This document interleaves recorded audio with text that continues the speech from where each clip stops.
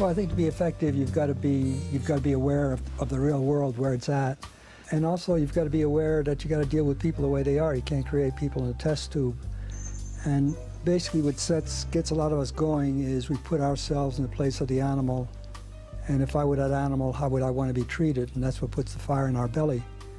But then we also have to think, if we want to change people's behavior, if I were that person, what would make me want to change my behavior? And calling them a bunch of sadistic bastards and clobbering with a 2x4 isn't going to make them sit up and say, how can we be responsive to these concerns?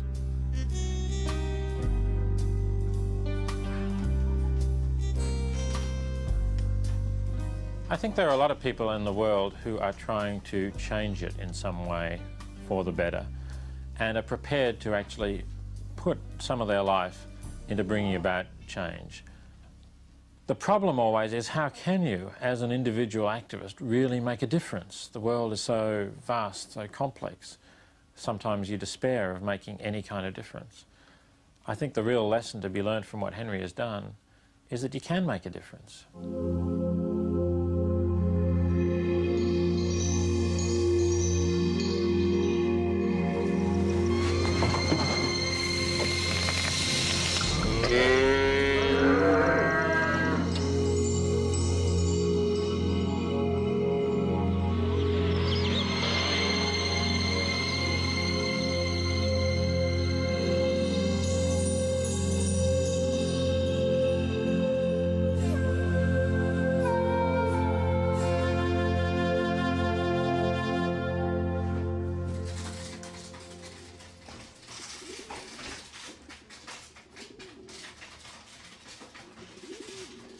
Yeah, I've had an empathy for animals since I've been a kid. Early on, I remember having this daydream of breaking open all the bird cages and letting the birds soar free. And then later on, I remember my grandparents' home. They had this tongue hanging in the kitchen that totally grossed me out. I never ate tongue again. And I think it was just a whole series of events until somebody dumped a cat on me, and I became totally bonded with this cat. Then I became uncomfortable about caressing one animal and sticking a knife and fork into another. And around that time, around 1973, I came across Peter Singer's essay in the New York Review of Books, where he described a universe of billions of animals whose suffering was intense, expanding, and socially sanctioned. And I felt that what he was talking about is basically what I'd been into all along, basically in defense of the vulnerable, of the exploited, and the dominated. And the animals were on the bottom of the entire heap, and they were unable to mobilize in defense of their own interests, so it was up to us to do it for them. In 1973, I was invited to take up a visiting assistant professorship at New York University. While I was doing that, I was asked to teach a course in continuing education for adults, not students of the university. And so I gave a series of classes developing the themes in animal liberation. And Henry Spira was one of the students who enrolled for that course. Over the years, I've worked with Henry, and I've come to admire and respect the way he works, and we have become close friends. At the end of the course, I said that we all know the way animals are being treated isn't right, and those of you who are interested in pursuing this, not from the point of view of philosophizing, but what is it that we can do about it, let's meet in my apartment. Then a group of about a half a dozen or 8 or 10 people met in my apartment for over an extended period of time. So we looked around, and we went through computer searches, and we looked through the literature, and we found out about this American Museum of Natural History, where for a period of 20-some-odd years they've been deliberately crippling cats and kittens in order to then observe their sexual performance. The reason we thought this was a good campaign was because it was a sure winner. The museum has to be concerned with the image it projects. People don't expect this sort of thing to be happening at the museum. You're dealing with cats and kittens who are considered part of the household. In the summer of 1975, we started off with an article in Our Town, which is a New York City Manhattan weekly, and we had demonstrations every weekend for a year and a half. And it varied from half a dozen people to 1,000 people in a demonstration. And we had a lot of variety. We had fire trucks up there, we had celebrities out there, we had T-shirts, we had hats, we had posters. And one message that certainly came across the American Museum is that we weren't going to go away. We were going to stay up there until the experiments are stopped and until the labs are dismantled. And that's what we did. We just came down there every weekend for a year and a half. Usually the scientific community rallies very strongly around any one of its members who's attacked by animal rights activists. But in this case, the support was rather weak. One reason was that this was an elderly scientist, and his experiments were kind of marginal significance. He was studying the effect on sexual performance when he did various things to cats, and he'd made a serious strategic error in that he had named his cats after various leaders of the scientific community, including one was named after the president of the National Academy of Sciences. This word had gotten around, so when he came under attack, the usual rallying round and defense didn't take place quite as strongly as it usually did. We had asked our supporters to contact the media and tell them to tell the story of the museum. We'd asked them to contact the members of Congress, and one of the people that got really heavily involved in it was Congressman Ed Koch, who was then a congressperson from Manhattan. I don't happen to like cats myself. I mean, I'm one of those people who has a phobia about cats, and I'm uncomfortable when I'm in the same room with them. You know, to each his own. I like dogs. So I went up to the museum. It was on a Saturday, and there in cages were perhaps 100 or more cats, each in a separate cage. So I said, well, tell me what you're doing. What are you experimenting on? And she said, well, we are experimenting on hyper and hyposexuality in cats. Hyper meaning too much sexual drive, hypo too little. I said, well, that's interesting. And I said, well, how do you pursue this experiment? She said, we put lesions in their brains in particular areas, and then we put the cat into a dark room. And in the dark room is a papier-mâché cat, a rabbit, female, and a female real live cat. And then what? Said I. And the person said, if the cat is hyper, it will mount the rabbit. So I was a little stunned by this. So I said, well, tell me something. I said, you take these cats and you put lesions in their brains, and after you have this deranged male cat with 2 holes in its brain, and you throw it into a dark room, and it mounts a rabbit? Yes. I said, well, how does the rabbit feel about this? And then I said, well, after you do this deranged cat in this dark room mounts a rabbit, what do you got? Silence. And then I said, how long have you been doing this? And she said, 20 years.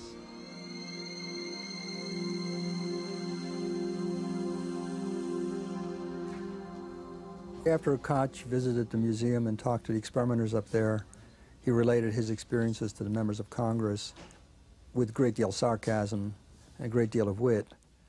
And that generated like a lot of support to stop these experiments. There was 121 members of Congress questioned the National Institutes of Health about what the hell was going on up there.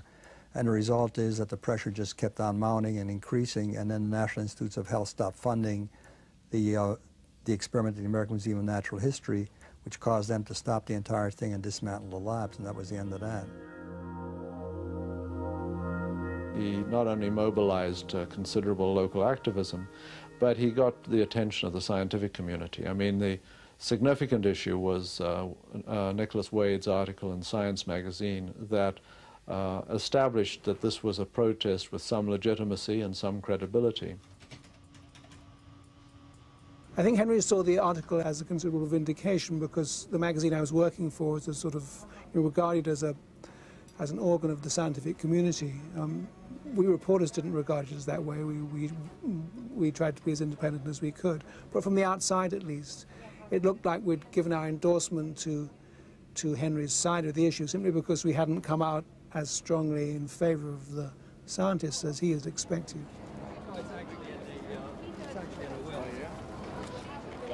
When actually those experiments stopped, I thought this is a tremendous breakthrough for the whole idea of animal liberation, because now it's not going to be possible to dismiss the movement as a bunch of cranks or people who are just ineffective. Now people can see how pointless and cruel some of the experiments that are conducted on animals are, to the point that they're going to have a look at the whole question of how we treat animals in a different light.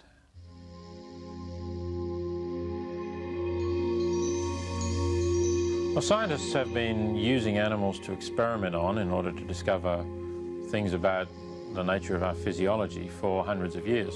But it was very, very small numbers. In the 19th century, in Britain, for example, they were doing about 400 experiments a year.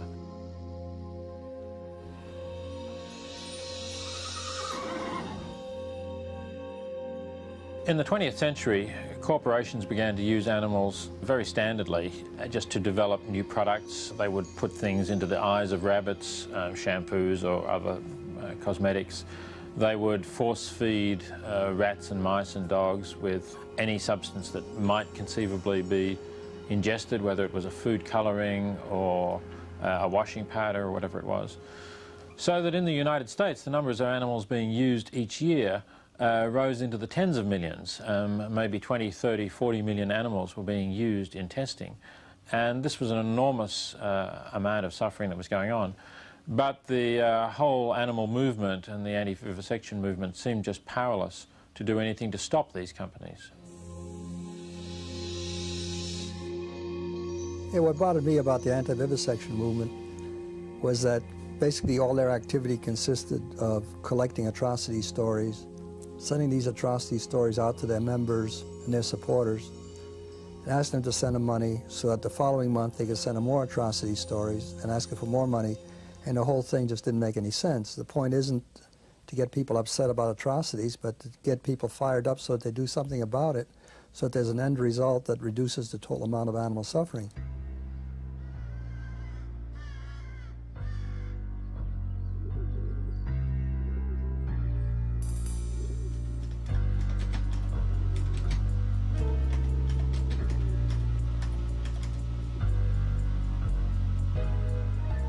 I was born in 1927 in Antwerp, Belgium, into a dysfunctional family. And when I was 9 years old, I was shipped out to live with some relatives. I lived in England, lived in Germany for a while. And then when I was 11, the family reunited in Panama. And when I was 13, I moved to New York.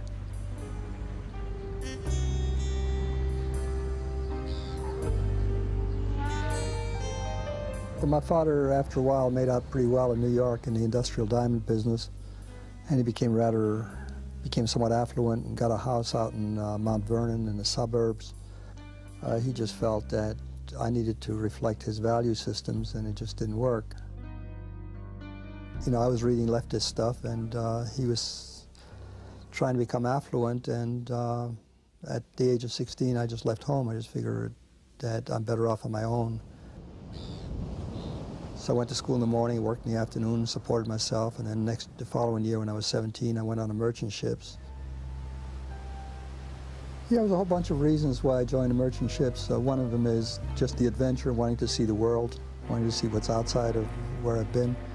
But also it was a hotbed of militant trade union activism, and I was interested in trade union activity.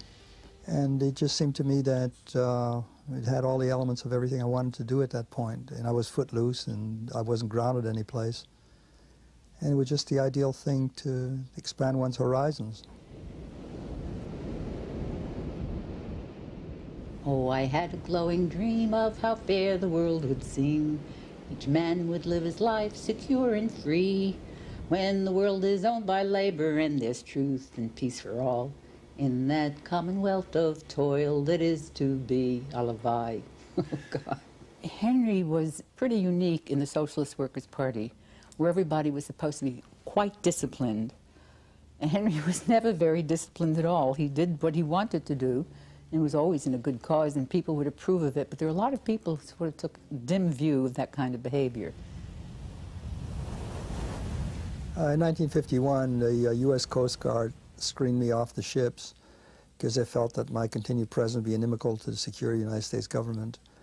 And then I was drafted into the U.S. Army. I was shipped off to Berlin, and my job was to indoctrinate the American troops about the American way of life. And here you got the incongruity of one arm of the government considers me subversive, and the other one has me indoctrinating them. When I left the Army, I got a job at General Motors automobile assembly plant in Linden, New Jersey. And there was this Hungarian fellow who worked there, and he was real popular with his mates.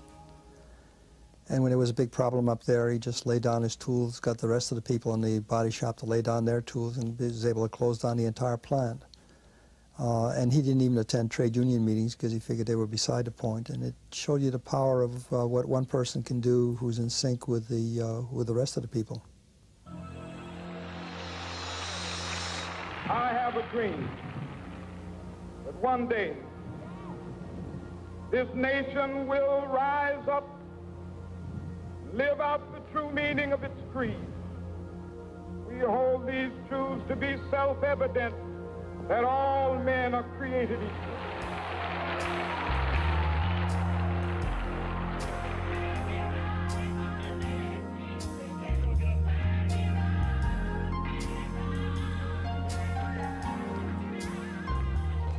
Henry went to the South, as a matter of fact, and wrote articles about the civil rights movement as he saw it.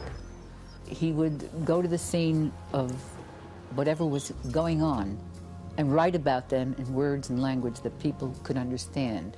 There was no jargon, no abstraction. He just wrote it and was able to move people on that basis. He told me at one time that the main reason he was in the Socialist Workers' Party was to have an outlet for the things he wanted to write. He wanted the news to get out, and obviously the kind of things he wrote wouldn't be published in a major newspaper like the Daily News. In this is February 1959. That's one of the articles on the FBI of the series. There were 10. In the 1950s, Hoover was considered sacrosanct, a few steps above God, and everybody genuflected, and everybody was scared to death of J. Edgar Hoover and his shadow. And I just figured that being that J. Edgar Hoover was checking up on everybody, it'd be kind of interesting to check up on J. Edgar Hoover and the FBI. And he went to Washington, D.C. and got a ticket to be tourist and be guided through the FBI, which I suppose after a while people got a little nervous about, that is, the people who worked there. And he wrote this wonderful series of articles exposing the FBI for what it was, as being racist, as being anti-union, as being in league with strikebreakers, with the Klan, and so on. It was a great series.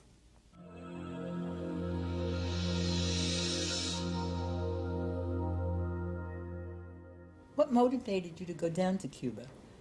That is, I think at that time the SWP really took a dim view of the whole thing, and it must have been an undisciplined act on your part. I don't think I asked anybody, as best I can remember. Naturally. It was just, you know, there'd been a revolution in Cuba. I'd read some stuff about it, and I just wanted to figure, hey, you know, I'd like to see for myself, see what's going on down there. Mm-hmm. And as soon as I got down there, like, I was immediately impressed.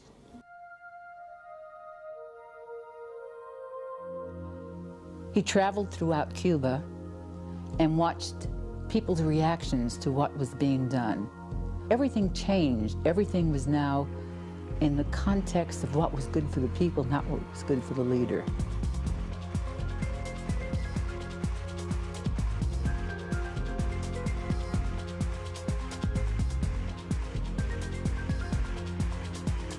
Because people did see what was happening in Cuba, to some extent because of articles like Henry's, a whole generation of youth became radicalized. There was hope. If they could do it in Cuba, maybe we could do it also.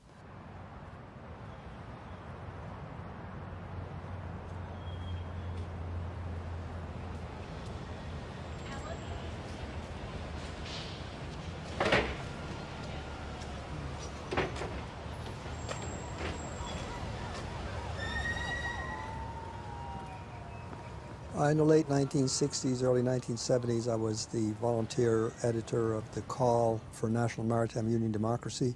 And the problem was that for 36 years, Joseph Kern was the one and only president of the Maritime Union, and he began to use the union as a trough to enrich himself and not take care of the needs of the merchant seamen. And it was an organization of an insurgent movement, and I became heavily involved in it. Jim Morrissey, who was a vocal opponent of the Joseph Kern machine, got his head cracked with lead pipes in front of the Union Hall while he was distributing material. And what this insurgent group did basically was demand the right of free elections, and that it's not a matter of democracy in the union for its own sake, but if you don't have democracy, then you can't have the interests of the seamen being represented by the union. Some of the lessons I learned through the Maritime Union campaign is that a multi-million-dollar apparatus can be challenged by a handful of people if the apparatus is out of sync with its membership. And the other things I learned is that in order to be effective, you've got to speak the language of the people you're working with.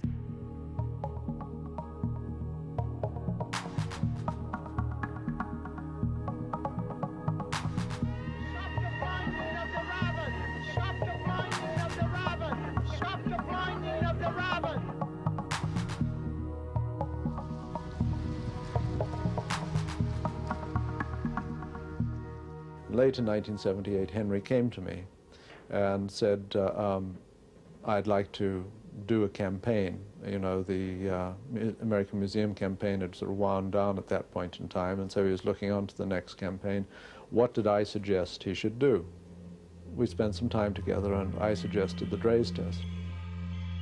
We had heard about the Draize test, which is basically placing any kind of chemical in the eye of a rabbit to see how much damage it does to the eyes of this conscious rabbit. And this fellow Smythe in Britain from the Research Defense Society had suggested that this was a good test to find an alternative to. So we had support from within the science community already that an alternative would be possible. We scouted around and we figured that our best focus for this would be the cosmetics industry, which was using the Draize test. And in that connection, we could juxtapose the dream of beauty that they were fashioning with the reality nightmare of the rabbits. We wanted a sharp focus, and we figured that when people think of the cosmetics industry, first thing they think of is Revlon. Revlon is basically a symbol of the industry, and if you're the leader of the industry, you've got to set the course.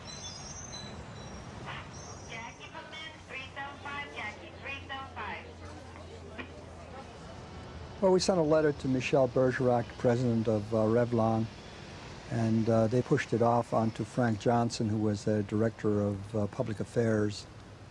And we presented him with a paper about Revlon funding research to develop alternatives to the Draize rabbit eye test. And after a number of months of talking to the guy, of chatting to him, he still hadn't passed it on to his science advisors, in which case we figured that they weren't really being serious about it. The cosmetic industry is basically into marketing, and in order for us to fight the cosmetics industry, we needed to do it as well as they do. And we hooked up with Mark Graham, an advertising executive. I had the feeling that even with this powerful coalition which Henry had put together, that one needed to communicate the bigness and the sophistication and all those things through an ad that looked like it was put out by a big organization.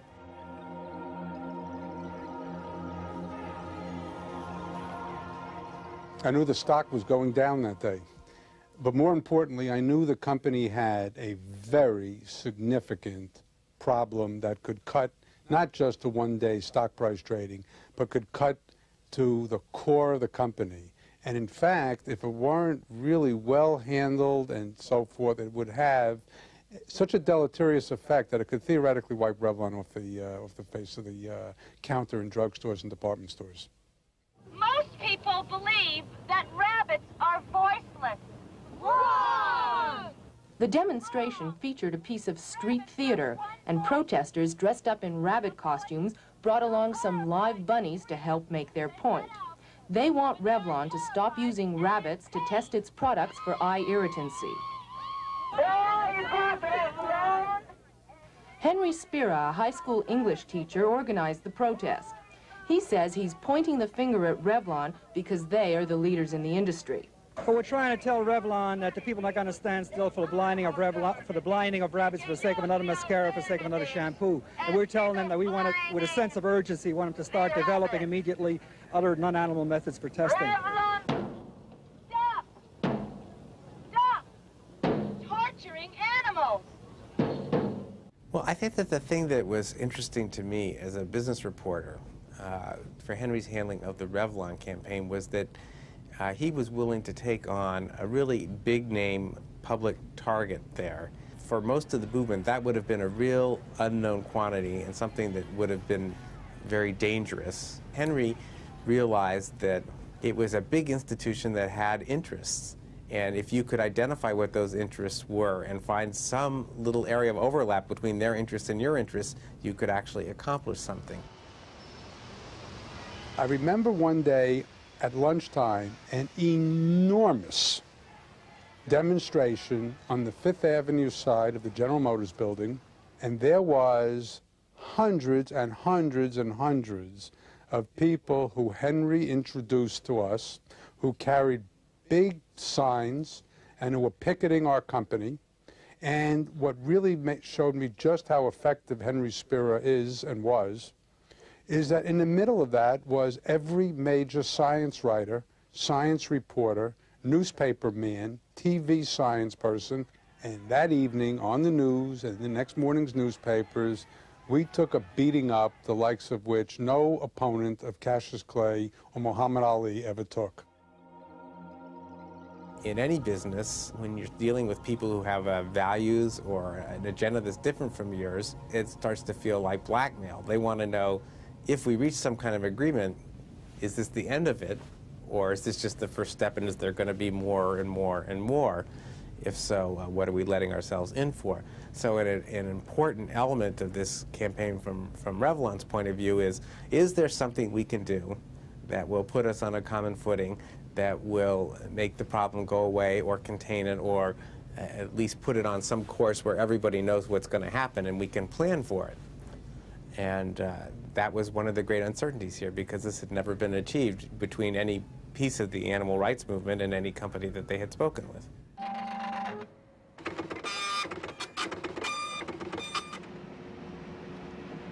Ultimately, what Revlon did was they pushed $750,000 into Rockefeller University for Rockefeller to develop alternatives to Dre's rabbit eye test. And what that did, in effect, was it for the first time legitimized and institutionalized the search for alternatives. Not only was that a hugely singular triumph for Henry Spira, but more importantly, it opened up an entire era of cooperation between the so-called business community and the animal rights group. What was interesting is when I started doing some work at the Columbia Business School, I dealt with this professor who asked me, what was my background and why was I interested in what I was doing there. And he said, well, one of my best and most popular cases is the Revlon case with Henry Spira, because, I mean, that is now a classic negotiating technique that will be taught at that school forever, I hope.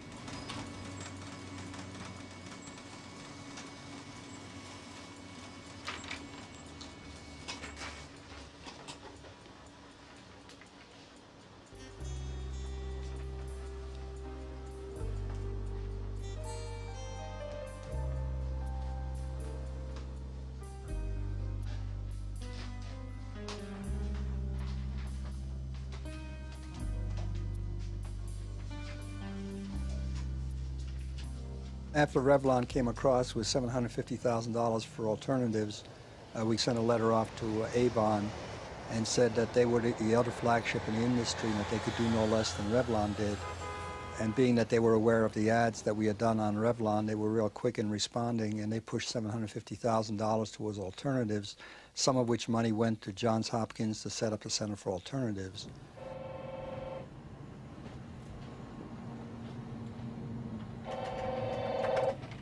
Good morning, Center for Alternatives to Animal Testing. The center was formed 15 years ago to develop in vitro and other alternative methods to help the risk assessor, the federal and other regulatory agencies, to use non-animal methods in the risk assessment process. We are trying to protect human health. We're trying to improve that which we can for animal welfare, but we understand the necessity to use animals to continue to develop the biological base that will allow us to eliminate their use eventually. That first meeting was a little painful because Henry decided he was going to tell me how to run the center. And as Henry found out during that meeting, that I had very strong opinions of how that center was going to run, that science was going to be the driving force, and it was not going to be a show and PR, but it was going to be a very active activity, but based on basic scientific principles. At this point in time, I've learned to have Henry work with me and think through some of the issues, to try to look at where are the next stages in development, what are the issues that are important, how do we marshal the resources that are necessary. And Henry has been a very insightful thinker and strategic planner.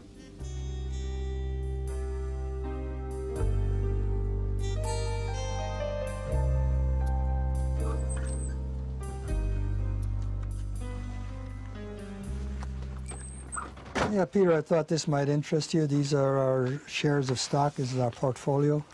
This is how we gain access to the movers and shakers in major corporations.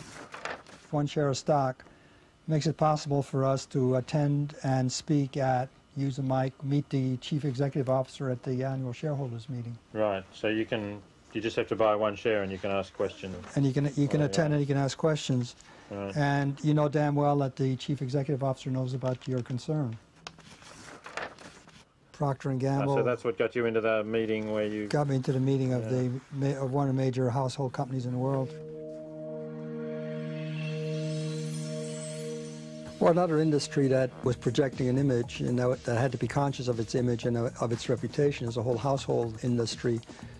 And the biggest one there is Procter & Gamble. So we contacted Procter & Gamble, and being that they had, it's like an enormous corporation, that rather than getting them to push money outside, that they use their own internal experience and resources to develop alternatives and to publicize those alternatives that they've developed. And that's what we tried to get them to do. And when they were non-responsive, I went to a shareholders meeting. And everybody up there is all dressed up, and I came there in a pair of open sneakers and a T-shirt and a pair of khakis. And, you know, basically I asked the questions that I had asked in my letters about that, hey, you're a leading household products companies, and you've got an obligation to promote alternatives, and what are you doing? And the chair hadn't really been prepared for this question, and basically I spent like a lot of time preparing and prepping the CEO for questions that might be raised at the stockholders meeting, and he didn't know where he was coming or he was going. And I was pulling out documents from my back pocket, and at the wind-up was that he set up a meeting with decision makers for us to be able to discuss the issue later on. Nice to meet you. Nice to meet you. And they're going to be actually demonstrating some of the cell culture methods that we use for irritation testing. So do you want to get started? Sure. Okay. The first method we're going to show you is something called the neutral red uptake assay. And this is an assay... Henry is not out for a show. He's not trying to get the attention on himself. He really wants to see change. And he's very reasonable. I think one reason he's effective is that he's reasonable. He doesn't expect people to change overnight, and he rewards small steps, whereas some animal rights groups think it should be all or nothing. You know, looking back, all the successes that happened in the lab animal scene amount to a mere drop in a bucket when compared with the 7 billion farm animals that suffer from birth to slaughter.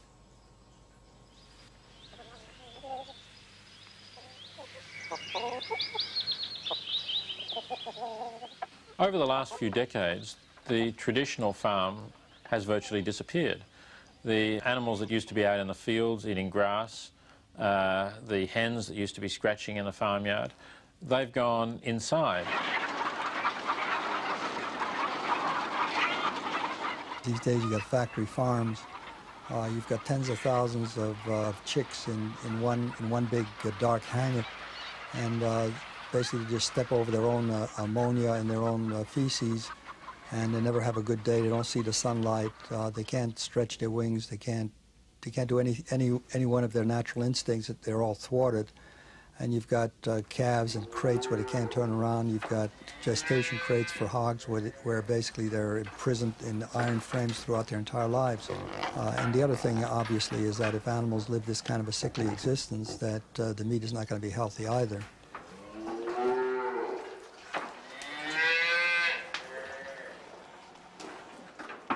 The animal movement has not really done enough to tell people about this, to let people know that the neatly packaged pieces of meat or eggs that come out of the supermarket have come from animals who are leading basically miserable lives throughout their entire lives.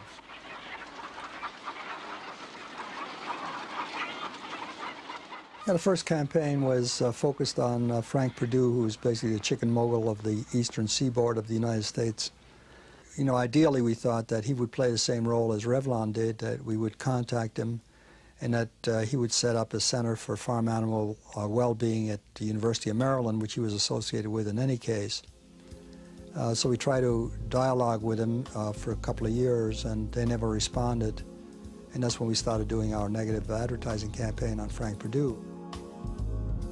In many ways, Perdue was an even more ideal target than Revlon, because he was just such a bad news personality. Yeah, Frank Perdue was just bad news all the way around. It was bad news for the chickens. It was bad news for the environment.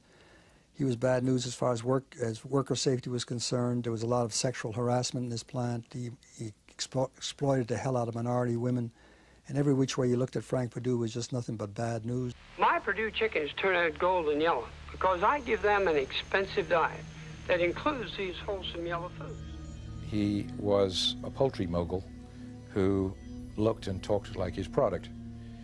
And an advertising agency, one of the best in the United States at that time, had seized on that and made him the stand-up persona for his product. And what he did for a lot of years was to talk about the pampered life that these animals lived before they arrived on your dinner table. A chicken is what it eats, and my chickens eat better than people do. Well, we figured that the best strategy to use in connection with Perdue was the strategy of self-interest of the consumer, that there was a danger in the chickens from the point of view of Salmonella and E. coli. And we figured that the symbol for protecting people from for safety's sake was a condom. Well, we were looking for a condom in which you can place a Frank Perdue chicken. So we went to some of the places in Greenwich Village and asked them for the biggest condom that they had, and people look at you sort of on the odd side. And we said, well, we needed to put a chicken inside, and they looked at you even odder. In fact, we were able to get something that could accommodate a fairly large Perdue bird and bring it back to the studio, and after a while, after breaking a lot of condoms, we finally got the picture we needed. Well, after we did our full-page ads in the New York Times, there was a lot of media response, not so much to the chickens as to the issue of worker safety. A number of programs appeared in connection with that. And what the campaign did for us is that it created a calling card for us, in the sense that when we approached other companies like McDonald's or like the shackling and hoisting outfits, that they could see that the options are either to dialogue with us or to have a campaign like the Perdue campaign mounted on them.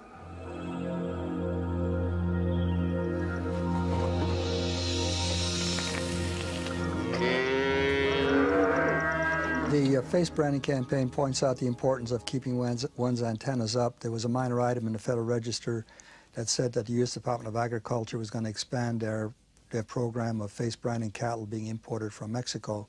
And we felt that this was a good opportunity to revisit the whole issue and challenge it, because it's kind of easy to make the public identify with having a hot iron brand being pushed on one's jaw. This is crude, and it's way above and beyond what the public would accept. Well, the reason they were doing the face branding, it was a way to mark cattle, for disease regulatory purposes. And, you know, there's other places you can brand cattle besides on the face. I mean, you can do it back on the rear end. We attempted to have a dialogue with the people at the U.S. Department of Agriculture. They set up a meeting, they canceled the meeting, at which point we figured that with 30,000 animals getting their faces scorched each day, this lackadaisical attitude isn't appropriate.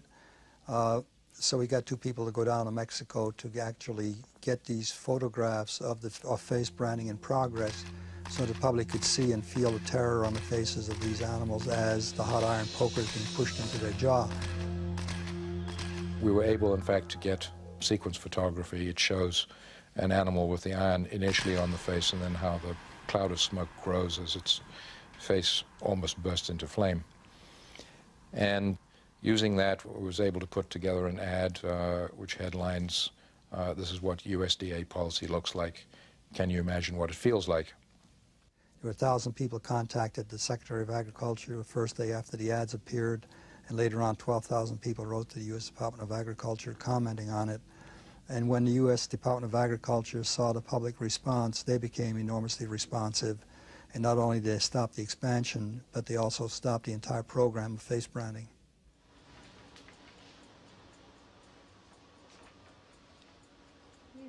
The importance of Henry's campaign about face branding is that he turned around the entire United States Department of Agriculture. That's a bit like turning a supertanker. It's a huge entity, and to get it to admit that it was wrong in what it was doing, and in the process to acknowledge that it had to take on board animal welfare as a factor in its policies, was really an enormous victory. One of the practices that has most outraged animal protectionists has been the shackling and hoisting of conscious animals. Basically, you wrap a chain around one leg of a cow or cattle and hoist them up in the air while they're still alive and they're thrashing, and then you slit their throat. And the Temple Grandin had developed an alternative, what they call a double restrainer system, where the animal still be conscious but not be turned upside down, hanging. And we suggested to these companies that there's no viable alternative and that they move towards a viable alternative. Well, an animal weighs 1,200 pounds, and if you weighed 1,200 pounds, I don't think a chain around your ankle lifting you up in the air by one leg would feel very good. These cattle bellow tremendously when you do this, and you know, show obvious signs of pain and suffering when they're hung upside down. And the heavier the animal is, the worse it is. And shackling and hoisting is not part of the actual, you know, ritual slaughter. Shackling and hoisting is something that a plant does because they just don't want to spend the money to put in a proper upright restraining chute. And there'd been a lot of campaigns and they went nowhere, and one possible reason why they went nowhere is because these slaughterhouses are really not concerned about the image that they project. So what we did is that we went to some of their corporate customers and used that as leverage on the slaughterhouses. And I think there was no doubt in the minds of those people that were involved that they could become the next Frank Perdue in the press and all the spin-off journalism. The first one that we contacted was Morrell because the chief executive officer had a good track record on worker safety, and we figured if he was responsive to that, he might be responsive to this as well, and it kind of worked out real well. And they just went right into an upright restrainer system where the animal doesn't get turned upside down before ritual slaughter. But then the others started giving us a hard time, and we did go to their corporate customers and pressurized them, and they realized that this is something that they did not want the public to get involved in. And we just knocked them off one after the other.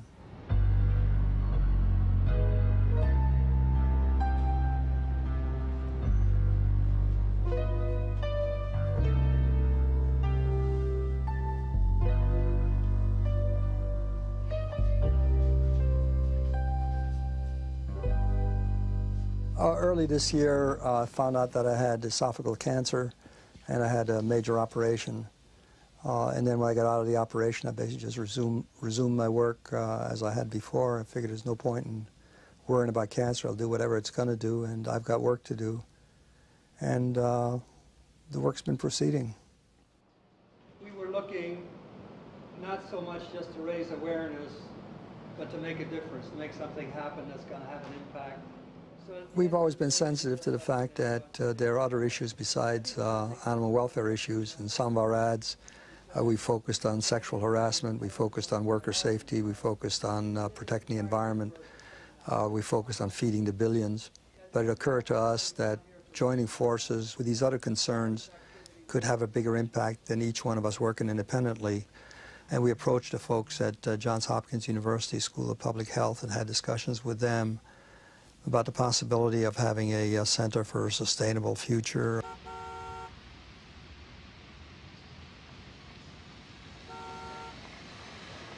We're attempting to bring together information from population, nutrition, environment, a variety of scientific disciplines to figure out how we can frame the big questions so that we can then influence policymakers.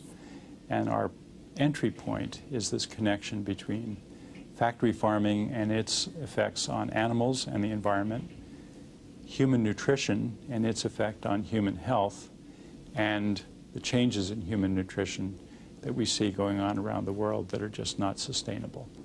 Well, I think one way of looking at it is what the saying of the Native Americans, that what they're concerned about is the impact of what's happening, not for the current generation or the next generation, but the 7th generation from now. Last year, the American Association for the Advancement of Science had a group of experts discussing where we're going into the future.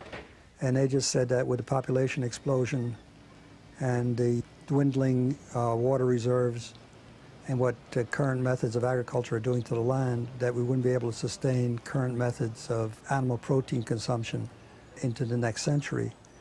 And the point is that these experts themselves realize that intensive confinement animal agriculture meshed with the population explosion, meshed with the fact that these emerging consumer countries are now moving from a grain and vegetable-based diet to an animal protein diet, that the planet can't sustain it. So there's got to be change. And all that we're saying is let's do it earlier rather than later.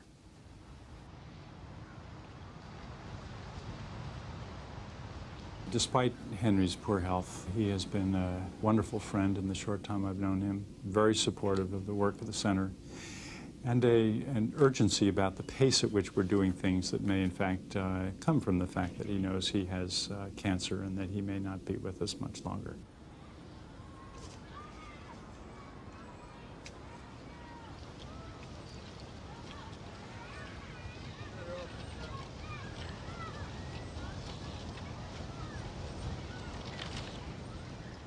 You know, I guess basically one wants to feel that one's life is amounted to more than consuming products and generating garbage. And I think one likes to be able to look back and say that, hey, one's done the best one can to make this a better place for others. And one can look at it from the point of view of what greater motivation can there be in a person's life than do everything one possibly can to reduce pain and suffering.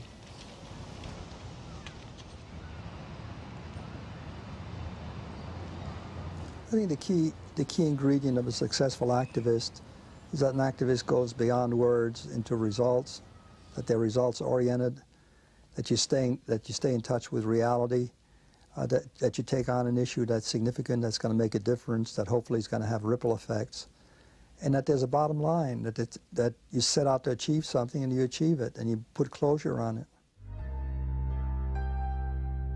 The whole forward thrust of the movement Henry's created rests on his shoulders, and if Henry disappears tomorrow, there's an interesting question as to how much of it will survive, how much will be nipped in the bud, how much would be lost by there not being some mechanism in place for someone else to pick up that mantle. In the time that I've talked to Henry, he had never really come to grips with the issue of who was going to carry on in his footsteps and continue fighting the fight the way he fought it.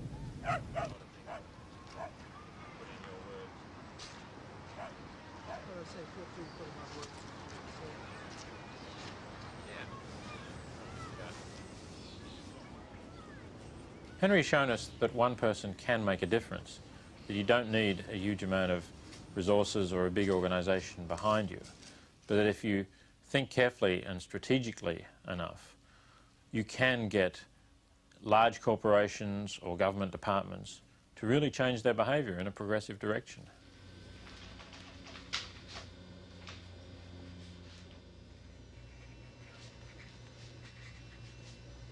As a child in the 1930s, I spent a couple of years in Germany, and I could see things brewing up. Later on, reflecting on the Holocaust, it occurred to me that a great many people were saying the right things, having the right thoughts, making the right noises, and doing absolutely nothing about it, similar to our currently politically correct do-nothings. And I think it made a big impact on me that one needs to focus on the bottom line. It's not enough to shout and to yell. One needs to affect change, and one needs to do it in the most effective way possible.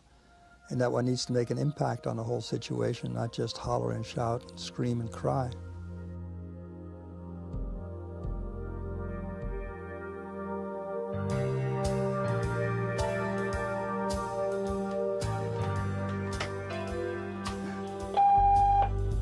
Hi, Henry. It's Bob Smith at the New York Times. Long time no talk. In any event, I think you said on this message I received that you're contemplating going with the ad you had submitted, but the cat is still in the meat grinder, but without the meat. I really don't see that as much of an improvement, Henry. Try to come up with something a little less repulsive. Why don't you give me a call or send something over? We can discuss it. I'll be leaving within the next 40 minutes, but you know, reach me. Give me a call in the morning. Take care.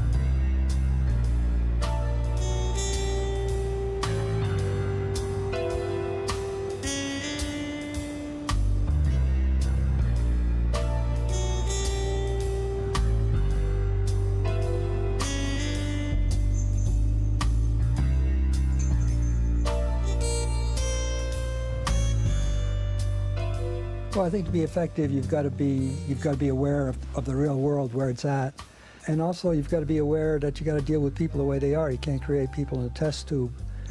And basically, what gets a lot of us going is we put ourselves in the place of the animal, and if I were that animal, how would I want to be treated? And that's what puts the fire in our belly. Worked with Henry, and I've come to admire and respect the way he works, and we have become close friends. At the end of the course, I said that we all know the way animals are being treated isn't right, and those of you who are interested in pursuing this, not from the point of view of philosophizing, but what is it that we can do about it, let's meet in my apartment. And then a group of about a half a dozen or 8 or 10 people met in my apartment for over an extended period of time. So we looked around, and we went through computer searches, and we looked through the literature, and we found out about this American Museum of Natural History, where for a period of 20-some-odd years they've been deliberately crippling cats and kittens in order to then observe their sexual performance. The reason we thought this was a good campaign was because it was a sure winner. The museum has to be concerned with the image it projects. People don't expect this sort of thing to be happening at the museum. You're dealing with cats and kittens who are considered part of the household. At that time, around 1973, I came across Peter Singer's essay in the New York Review of Books, where he described a universe of billions of animals whose suffering was intense, expanding, and socially sanctioned. And I felt that what he was talking about is basically what I'd been into all along, basically in defense of the vulnerable, of the exploited, and the dominated. And the animals were on the bottom of the entire heap, and they were unable to mobilize in defense of their own interests. So it was up to us to do it for them. In 1973, I was invited to take up a visiting assistant professorship at New York University. While I was doing that, I was asked to teach a course in continuing education for adults, not students of the university. And so I gave a series of classes developing the themes in animal liberation.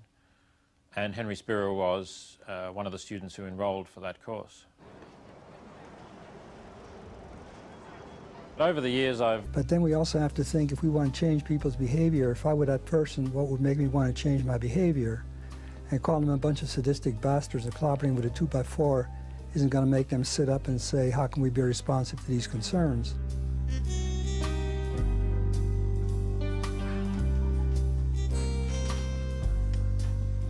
I think there are a lot of people in the world who are trying to change it in some way for the better, and are prepared to actually put some of their life into bringing about change. The problem always is, how can you, as an individual activist, really make a difference? The world is so vast, so complex. Sometimes you despair of making any kind of difference. I think the real lesson to be learned from what Henry has done is that you can make a difference.